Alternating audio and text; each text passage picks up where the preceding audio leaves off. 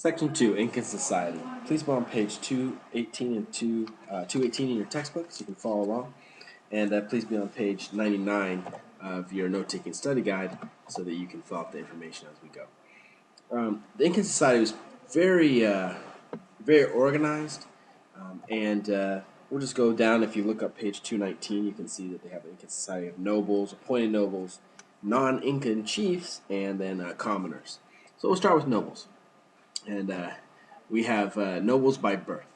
And they were close relatives of the ruling family. They held the highest positions in government society, lived in most elaborate houses, and ate the best food, wore the best clothes. And then we had appointed by nobles by appointment.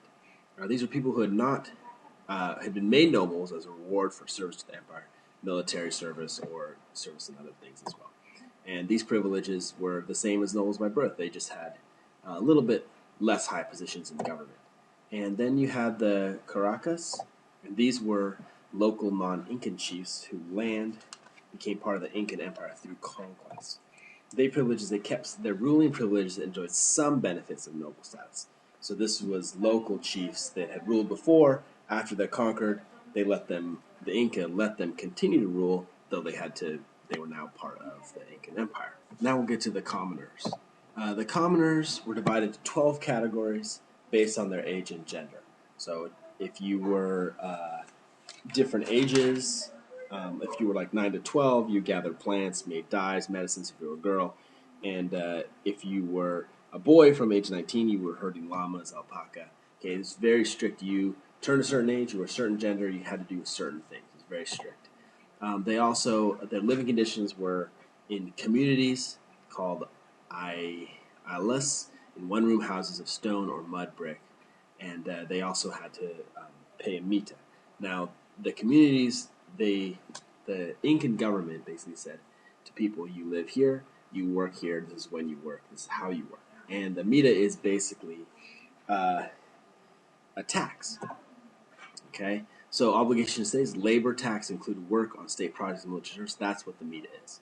Okay, so they didn't give taxes as in money, but they gave taxes in their time and their service, whatever that may be. The state and government was owned and managed. It was communal property. Nobody owned property. The government owned everything. We would kind of say this is some kind of communist country. And the division of land.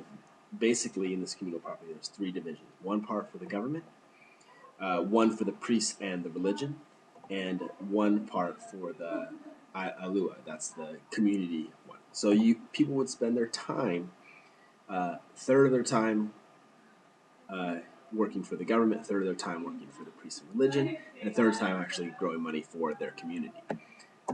Okay, the Incan religion. They worshipped many gods and performed rituals in favor of to win the gods' favors. Okay, a couple of the gods that are important is the Viracocha, and this is the creator god assisted by moon, stars, earth.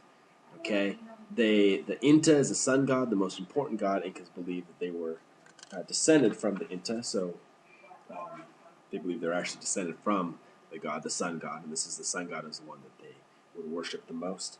And they also worshipped nature spirits. They believed that nature spirits were part of everything.